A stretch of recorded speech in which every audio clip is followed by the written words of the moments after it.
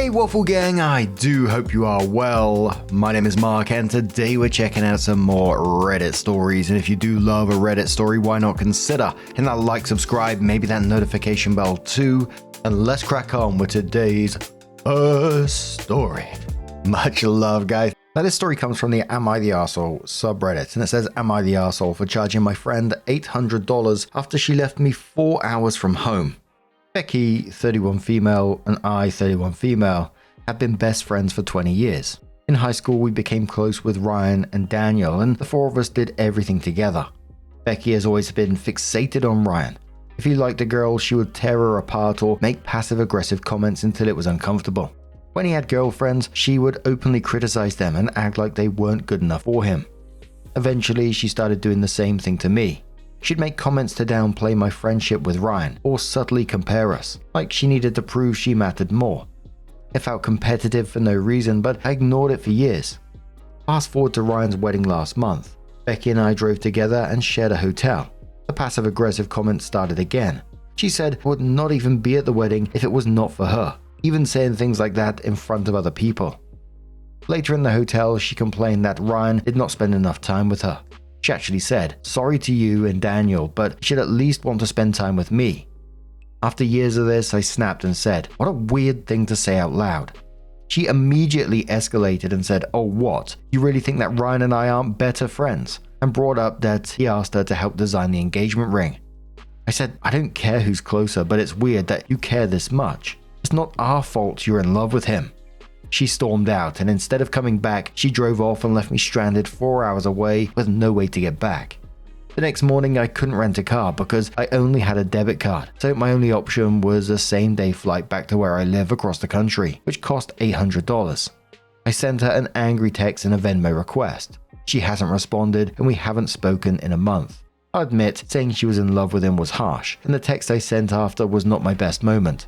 We're supposed to talk tomorrow. Am I the arsehole? I mean, the argument itself, it clearly just didn't come out of nowhere. This has been building up for years. The jealousy, the competition, the weird possessiveness over Ryan. It was always going to blow up eventually. Was saying that you're in love with him harsh? Maybe a little bit, but is it true? Absolutely yes. But still, even if it was harsh, that still doesn't justify what Becky did. There's like a huge difference between saying something mean in the heat of the moment and literally leaving someone stranded. I don't think you're ever going to get that $800. And at this point, I wouldn't even be focusing on it. I'd just be more focused on whether this friendship is even worth saving after something like that. A commenter says to OP, was this 4 hours away or across the country? OP says we met in our hometown. I flew in from out of town, which is 4 hours away from where the wedding was, but I live across the country. I'm in the US. Trickfew says not the arsehole. Ditching your friend without a way home is a safety issue, but every right to be upset, especially when that came with an $800 plane ticket. I wouldn't say she's a friend anymore. Commenter replies saying for sure, but also for the future. If something bothers you and something is becoming increasingly unhinged, maybe don't ignore it until someone snaps. This isn't being non-confrontational, it's putting on blinders and ignoring reality. Riker says not the arsehole, but real talk, you can't go through life with only a debit card. You need to get a credit card and start working on your credit score. Get a basic card, one with a 500 limit. Put a single tank of gas on it every month. Pay it off every month till they increase your credit limit. Then just keep putting that single tank of gas on it, and now you have an emergency credit card. Commenter says, unfortunately, you will never get money from her. I doubt you would win in small claims court. Best to move on and go no contact with her. Not the arsehole. Salt Beefin says, everyone sucks here. You kept the toxic plant beside you for 2 decades, watch it spew unjust venom to other women and yourself, and still decided to keep and call this person your best friend. You decided your final straw after 20 years was snapping at her during someone else's wedding whilst you were stranded. Also, after the age of 30, travels without a credit card. That's the time you need it in case of an emergency. Your friend is a grade A arsehole, but take some culpability here for your own inaction. There was nothing accomplished by you holding her accountable that moment that you couldn't have done in the past. In fact, all it did was put you in a vulnerable position. It was your decision to go with her and go credit cardless, despite knowing that she's prone to attacking you for Ryan. It was her decision to stand you alone, and she's a shitty person for that. Also, to watch her treat women that way for years, still deciding you want to be BFFs with her, and then tolerating that. Teenagers, I can understand lapses in judgment, but you are more than well into adulthood. There was a better time and place for you to finally stand up for yourself. You needed more self-respect at some point in the last 2 decades. I also wouldn't have kept such a volatile person in my corner that closely. She told you who she was and you let yourself be a doormat. Objectively, all her actions are bad and damaging and you have done nothing wrong to others. But there was no agency or common sense used when you decided to keep this person as your close friend. So OP does come in with an update and says, I wanted to address some common questions and comments first. 4 hours versus across the country. I'm in the US and flew from the West Coast to the East Coast. We wanted extra time together since we don't see each other often, so I flew into my hometown, about 4 hours from the wedding, instead of somewhere closer. OP quoting, this sounds like teenage drama, and then says totally fair. I think that's part of why I snapped. It felt like, are we really still doing this at 30? It's also a sign I should have addressed this sooner. The rental car issue. I was told I couldn't use a debit card unless I had a license from that state, otherwise it had to be a credit card.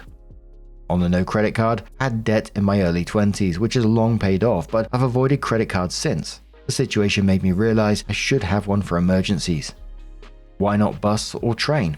I looked into it. Neither would have gotten me back in time for my return flight. A train home would have taken almost 3 days and cost about the same.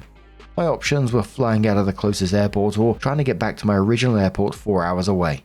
Either way, I needed a same-day flight. The Venmo request. I sent it out of anger. I told her later I don't expect her to pay me back. Now for the update. We had a call and it wasn't productive. I apologized for what I said and that it was below the belt, especially the "in love with Ryan" comment. I acknowledged it was hurtful and told her I wouldn't say things like that again. I apologized for the text and Venmo request, explained they came from anger, and made it clear I don't expect her to pay me back.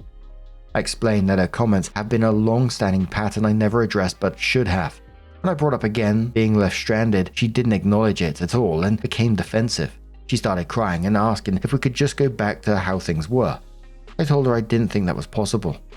After the call, I realized this isn't something we can come back from. I'm willing to work through a lot, especially when I have a role in things, but the lack of remorse or even acknowledgement for leaving me stranded made that clear. As many said, this hasn't been a real friendship for a while. It wasn't always like this, but over time the dynamic shifted in ways I kept overlooking or brushing off instead of addressing. I think I held on to it because of the history. During the month we didn't talk, I actually felt at peace, which says a lot.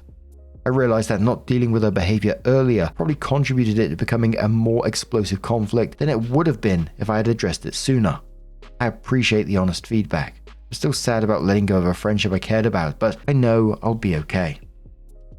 A commenter says to OP, the fact that she completely dismissed leaving you stranded, plus costing you $800 unexpected dollars out of pocket and continue to cry about her feelings shows that this person is massively immature and incapable of being a friend to anyone. She's not even a true friend to Ryan, who she's clearly obsessed with, because if she was, she wouldn't be trying to sabotage his relationships plus now marriage. She'd want him to be happy. She sounds like a narcissist who isn't living in reality. Well, you should have addressed it sooner. At least you learned from the experience and are now better off. And Riker says the hardest part of growing up is realizing that not all friendships last into adulthood. I wonder if Becky's going to treat Ryan's wife like that going forward and eventually, piss her off as well. But what do you guys make of this situation? Let us know your thoughts down in the comments below, and let's move on to another story. Now our next story comes from OneTest2447, and it says, am I the arsehole here for refusing to keep a secret from my boss after a weird encounter with his daughter? So this happened a couple of days ago. I'm still kind of thinking about it. I work at a small company, like maybe 10 people total. My boss is actually a pretty solid guy. No issues with him at all. Since it's a small place, you kind of see family members here and there, but it's not like we all hang out or anything. Anyway, I stayed late to finish some stuff. Everyone else had already left. While I'm there, I hear the door and it ends up being my boss's daughter. I think she's like 19 or 20. I've seen her before, but we never really talked. At first, it seemed normal. She said she was there to grab something her dad forgot, but she just kind of hung around my desk instead of actually looking for anything. She starts asking me questions, like if I have a girlfriend, what I do outside of work, stuff like that. It wasn't super crazy, just felt a little random for someone I barely know. Then she says something like, "You're way more interesting than the people my dad usually hires," and laughs. I kind of just laughed it off because I didn't really know what to say. Then she asks if I want to hang out sometime. Not like a casual thing, it definitely felt like she was hitting on me. I told her it probably wasn't a good idea because of the whole "your dad is my boss" situation. That's when it got kinda weird. She got a little annoyed and said I was making it weird and that she wouldn't tell him. Then she goes, "Honestly, it'd be better if you didn't even mention I was here." That part didn't sit right with me. I didn't agree to anything. I just said I had work to finish and she should grab whatever she came for. She left pretty soon after that. Next day, my boss asks if anyone had been in the office late because something got moved. I paused for a second, but I ended up telling him his daughter stopped by. Didn't go into the whole conversation, just that she was there. Later on, he seemed kinda off with me. Not rude, just a little short and distant. Now I'm wondering if I should have just kept my mouth shut like she asked. I wasn't trying to start drama or anything. It just felt weird to lie about it. Am I the arsehole? Now for me, honestly, I think OP handled that about as safely as you can. He didn't overshare, didn't throw her under the bus, just answered the question he was asked. If anything, not saying anything could have made it look way worse later. Maybe the boss already knows something and was testing the waters, something along those lines. But a commenter says to OP, not the arsehole, but keep in the back of your mind that the daughter may have lied to her dad/your boss because you didn't take the bait of hanging out. No book says not the arsehole. You did the right thing by telling your boss his daughter was there. You could have gotten in huge trouble if you lied about it and the truth came out. Now, I might be reaching here, but the fact that he's been off with you since mentioning his daughter came by tells me he's probably aware of his daughter's tendencies and is concerned about her possibly being interested in his employee. I honestly think you should tell your boss the whole truth. Tell him she kept talking to you and asked to hang out, which you politely declined because you didn't want to step over any boundaries. If her dad confronts her about it, I'd be worried about her spinning it like you approached her or were interested in her, so it's better to get in front of the fallout first. A commenter says not the arsehole. He might be being short with you because he's wondering if anything inappropriate happened between you and his daughter. Are there any security cameras where you work that can confirm that nothing happened? Don't bring it up again unless he does, but if he does, explain what happened. Include what kind of thing she was asking you, how she acted and what she said when she was rebuffed.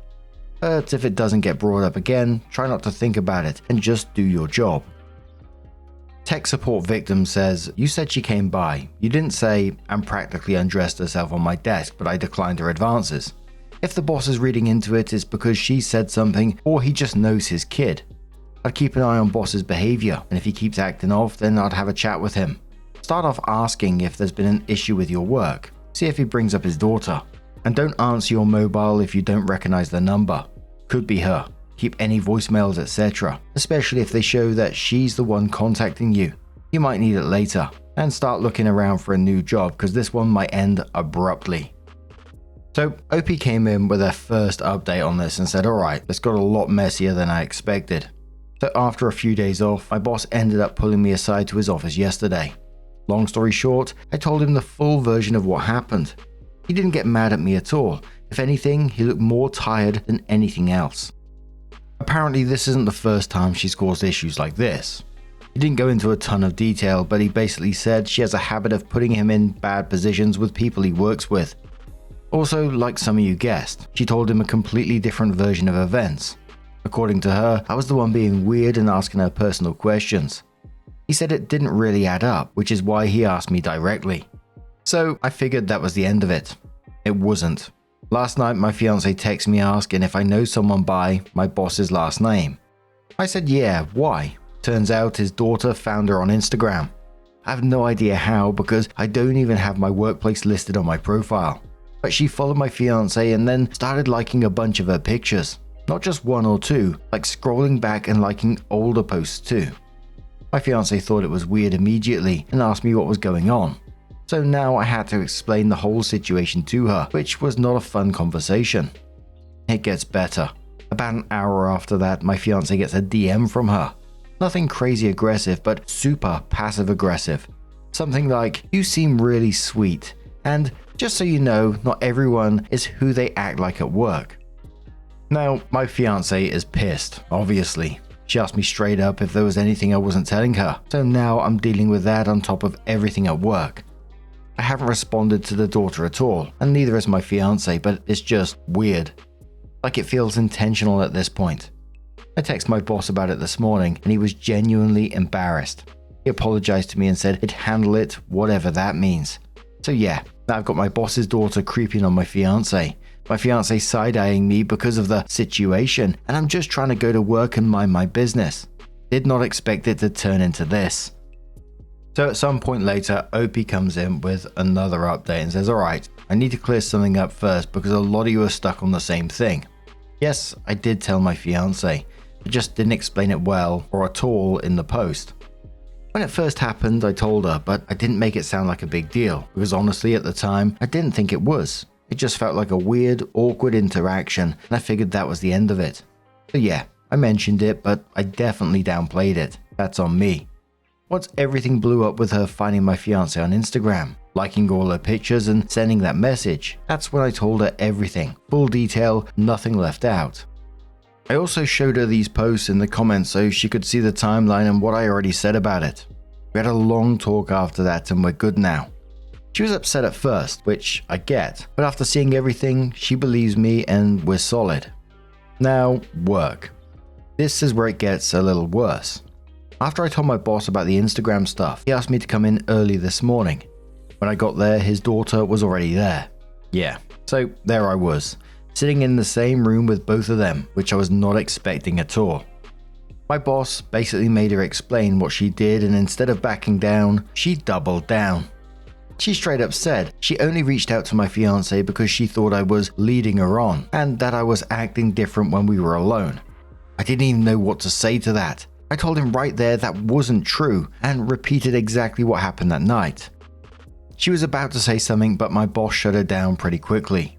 He told her he didn't believe her version of events and that what she did, crossing into my personal life, was completely out of line. She got pissed, like visibly pissed. Before she left, she looked at me and said something along the lines of, "This isn't over, you know that, right?" Which yeah, not exactly what you want to hear at your workplace. After she left, my boss apologized again and said he's going to make sure she doesn't come back to the office anymore. He also told me if anything else happens, even outside of work, to tell him immediately. Since then, things at work have been tense, but not because of him. He's actually been more on my side than I expected. I'm just keeping my head down, documenting everything, and honestly starting to look at other job options just in case this keeps escalating. Didn't think one awkward conversation at work would turn into this whole situation. Yeah, definitely learned my lesson about not downplaying stuff like this. What she said to OP at the end there about "this isn't over, you know that, right?" is absolutely chilling, because the potential damage that she could do to OP is really scary. And I would be absolutely just logging everything that I can with all these interactions. Some people even suggesting going to the police to just have this written down, just because you never know what accusations may come towards you. But what do you guys make of this situation? Let us know your thoughts down in the comments below, and let's move on to another story. Now, our next story comes from SecondOK8410 from the Am I Wrong subreddit and says, "Am I wrong? Boyfriend wants me to ask permission to turn when driving." Basically, some backstory. I, 23 female, am in a long-term relationship with my boyfriend, 28 male. We met almost 5 years ago.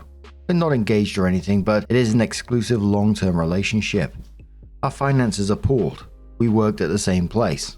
The car, which is important in this post, is technically owned by me because my name was what we used to purchase it. I had better credit than him. I paid for the down payment, which was $2,000, but our finances are together, so we really both pay on the bi-weekly car payment. Insurance has us both on it, and that also comes from our shared finances. My boyfriend is the one who drives the car most of the time. He's a bit of a control freak, but he really likes to drive, whereas I could take it or leave it. However, he's not the only one who drives. Sometimes, for example, he will have me drive him somewhere because he is tired or whatever. However, the following have been causing arguments. He wants me to use GPS at all times, even when it's like to the corner store. However, if he's in the car with me, he wants me to go the way he says instead of GPS, but it has to stay on. He does not like it when I drive without him. It stresses him out and he'll change plans to accompany me when I drive. I don't really mind, but I wish he trusted me to drive on my own. Sometimes I feel like I lack independence for no reason.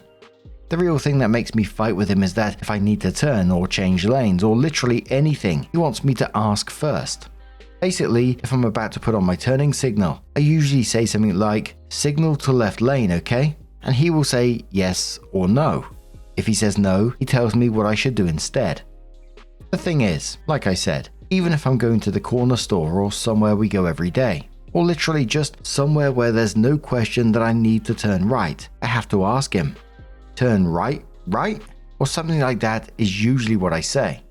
When I don't, he gets really upset. Or if I argue with him about it, he says that lane changes and driving decisions affect him personally, so he has a right to have a say about it. In theory, I understand that because it's true.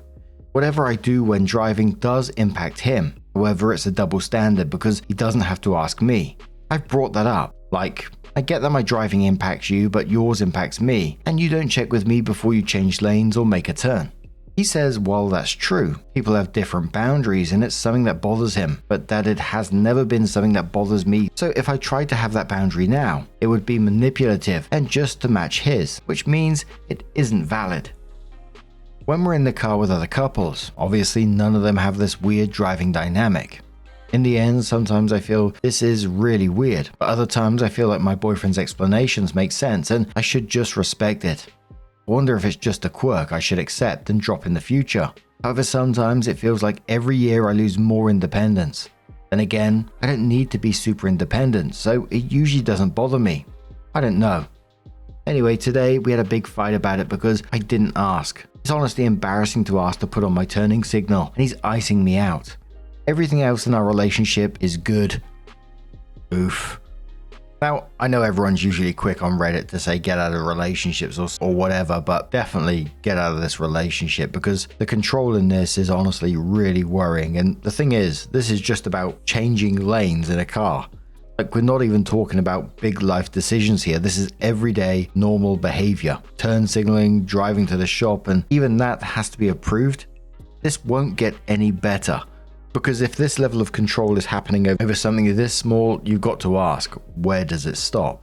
And she even says it herself. She feels like she's losing her independence year by year. It's not a quirk, that's like a pattern. The commenter asks OP, is your life even enjoyable?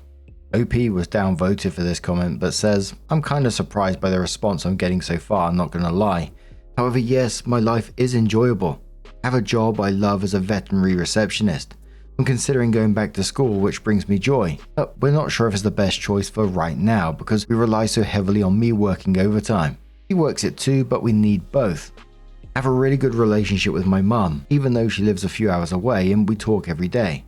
I have a few very close friends that I go out with probably every other week, and as long as I stay in contact with my boyfriend, he doesn't care. I have a cat that I love, who my boyfriend also loves. We live together and all things considered, I have a good routine at home and I'm usually happy. I do most of the chores, but he makes more money. A commenter replies saying, he makes more money, but does that mean he's covering most of the expenses? If you're splitting all the payments on things, then why the fuck does it matter how much money he makes? OP says he's in bankruptcy and it's a really high payment that automatically comes out of his paycheck. It was worse when it was a garnishment, but he also gives money to his parents. He also does a lot of microtransactions with his mobile games. I don't know anything about them and I don't want to fight him again on it. It ends up being like 100 to 200 a month. He also loves getting takeout. Honestly, we work really long hours, so I can't complain. Holy moly, this is just red flag after red flag right now. Commenter says, hey OP, is this something he does with other drivers? Does he do this with his parents, his friends? You're not wrong. Your boyfriend is being controlling. OP says no, he doesn't.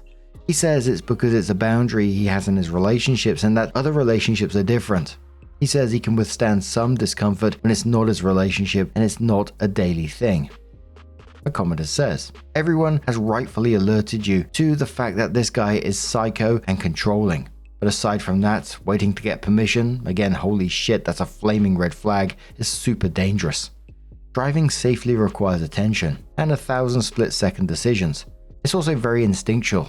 If you got some arsehole in the front seat barking orders and you're preoccupied with seeking his approval to move in traffic, or the bullshit you have to deal with if you don't, you are seriously distracted, and that makes you a hazard to yourself and everyone else on the road.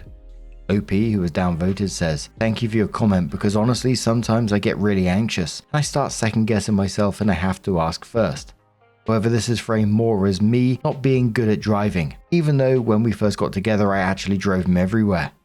It does feel more dangerous for me, and there are times where I just don't drive so I don't have to deal with the anxiety, but sometimes he is the one who wants me to drive. The hardest part, I guess, with all of these comments is I do agree it's weird and unreasonable what he's asking, but I don't want to leave him, and he has made it really clear that it's non-negotiable, and if we want to be together, I need to respect his boundaries." Commenter replies saying, "Why do you want to stay with him? Genuine question, break this down. Why? What are the positives he brings to your life that you can't do for yourself, or that are unique to him and not just something a partner provides?" OP replied saying, "I should have included more good stuff about him so everyone gets a full picture. He is the smartest person I know. He loves animals and is so kind and gentle with them. I love the way he dances with pets at work. He's a vet tech and sings little songs at them. He has lots of nerdy interests, which I do too, and he has taught me a lot about older nerdy things and stuff like Pathfinder that I didn't really interact with prior. Playing video games with him is so fun, and he doesn't get frustrated at me there like I know some guys do with their girlfriends. Whenever he is getting something for himself, he always asks me. He stays in constant contact with me, except occasionally if he is caving with his grotto, which he is interested in me getting into as well. He makes me feel secure with that constant presence. He is extremely protective, and if someone like catcalls me or something else, he gets so mad, and I know he would always keep me safe from other people. He is also hilarious and has a great sense of humor. I'm always laughing. He lets me watch really bad TV shows and just kind of absorbs it with me. His way with words is crazy. He's so eloquent and also great. Evocative writer. I'm in awe of his abilities." So after loads of comments basically bashing on OP's partner, OP edits the post and says, "I'm really sorry everyone. I'm really shocked by the response. I think I've not expressed myself well." Edit 2. So the comments started coming in really quickly. I thought I'd get maybe 5 comments and I didn't expect them to be so passionate. At first I wanted to delete everything and run. My blood actually ran cold as I was reading everyone's perception of my situation. My heart is pounding. I keep crying, but not at any comment in particular. I just keep crying. This has me more emotional than I've been in a long time. I feel panicked because I feel like I'm right to question his weird boundaries, and I feel scared that you're all right, that it's only going to get worse. But I'm even more terrified of leaving him. He's my best friend. I like so many things about him. I would mourn our relationship so deeply, but you're all right, and I don't want to mourn my youth and independence. Either way though, I don't want to make a decision right now because I don't want to be influenced by the response that shocked me so much. I'll take the advice of several commenters who said that I should talk to my mum and let her know everything. As some of you guessed, my mum isn't a huge fan of him, but she's never said anything horrible, but I have not told her all of this either. I'll talk to my mum and get some advice from her. Maybe I will see if she can drive down to visit me and I can invite my best friend and talk with both of them, cry it out, and try to work out what I need to do. I really thought people would be divided on this situation because of the financial aspect and that is his boundary. This has really thrown me for a loop. Thank you. Oh, and one more thing. If I do leave him, I will lose my job. They love him. He's the only male vet tech and they love his work. So OP comes in with an update and says, "A lot has happened, so I'm surprised to see that I only posted 5 days ago. It feels like it's been ages. Long story short, my original post was about my boyfriend who requires that I not only announce my intentions when driving, turning signals, changing lanes, windshield wipers, literally anything, but I do not carry out my intention until he okays it. This is the most infuriating thing in my relationship. But I mentioned some other quirks of his too. I read the first 300 comments obsessively. Mostly everyone was really kind. The fact that everyone felt the same way and things that were said. Like many women were comparing my boyfriend to their own abusers that they have left. I don't know, I was just shaken. I could no longer look at my boyfriend the same way. I was crawling out of my skin suddenly. In my last update I said I was going to carefully consider everything and discuss my options with my mum, and if I leave him, I was going to do so thoughtfully. Well, that's not what happened. After work, he wanted me to drive us home because he had a rough shift. When we were leaving out of work, I started asking him if he had any trauma surrounding car accidents or anything, because a lot of the commenters said his behavior might stem from either a traumatic incident or some sort of OCD. My question just pissed him off. He was like, "Is that what it takes for you to listen to me? You need to validate my fucking boundaries with some bad experience. Would it make you fucking feel better if I got into a car crash? Is that what you fucking want?" I started tripping over myself to tell him, "No, I don't want you to get into a car crash." I told him he's just really weird about my driving, so I thought maybe something caused it. We sat in the car arguing for almost an hour. I ended up really pissed off as well, and he said something about his boundary, and so I ended up saying, well, my boundary is not being an abuse victim, which was a mistake. He started screaming about who I was talking to, who told me that, which made me say, "Do you think I don't have any of my own thoughts?" He got out of the car and slammed the door, saying I don't love him and want to ruin his reputation, that I don't care about anything but myself. Usually he wants me to chase after him, but I had the ick so severely at this point that I just called his bluff and left. I turned off my phone and drove to our apartment. Part of me was intending to just get as much of my stuff and my cat and run off right then and there, but I only had like 10 minutes before he came through the door with our fucking boss, one of the veterinarians that owns the clinic. I know I didn't come off well because I was so livid. Everything I said was coming out emotionless, cold, and maybe even a little hateful. So in front of our boss, who clearly had been told some of it on the way, he started saying how I was trying to take everything from him, that I was cheating on him, that I was all he ever loved, but that I played him for a fool. And he called the car his. He was venting, screaming at me partially, but really relaying all this bullshit to our boss. And he said I should be grateful that he lets me drive his car. I fucking lost it.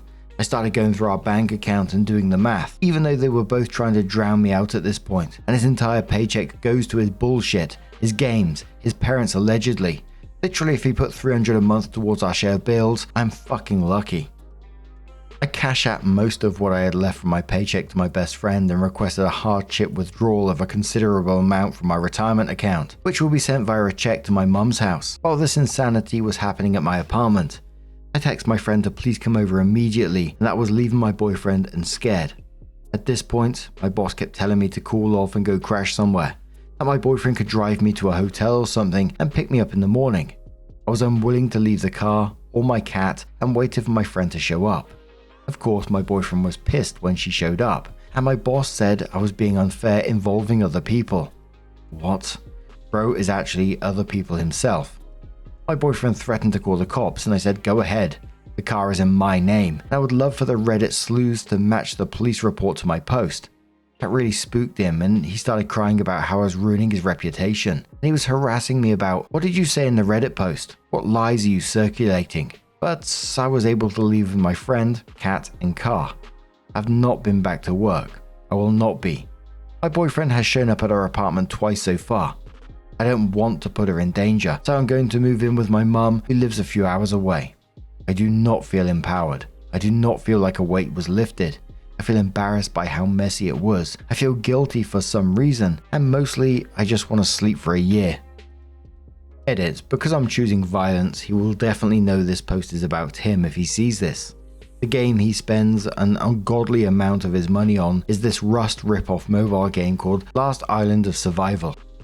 He owns a server so that he can give himself admin privileges like a special admin gun and stuff like that, but when his server is too dead, which is like always, he goes onto a different server, and he's a sucker for pay to win, so he ends up spending real money on these skins, guns, tickets for gambling, for the microtransactions, wingsuits and stuff, and there are months where he spends like $400. It's not even a good game. Edit again, my ex is now sending fake nudes to people, including my mum and at least one former co-worker. I suspect this is because I blocked him on everything and got a new phone, so he no longer knows my number. Opie added one more post that was in another subreddit saying ex-boyfriend sending AI-generated nudes to my mum. I just broke up with my boyfriend a few days ago. I've blocked him and obtained a new phone in order to avoid contact with him. Today he sent fake nudes of mine to my mother via Facebook Messenger. These are not my nudes, and I believe they may have been created by Grok or something.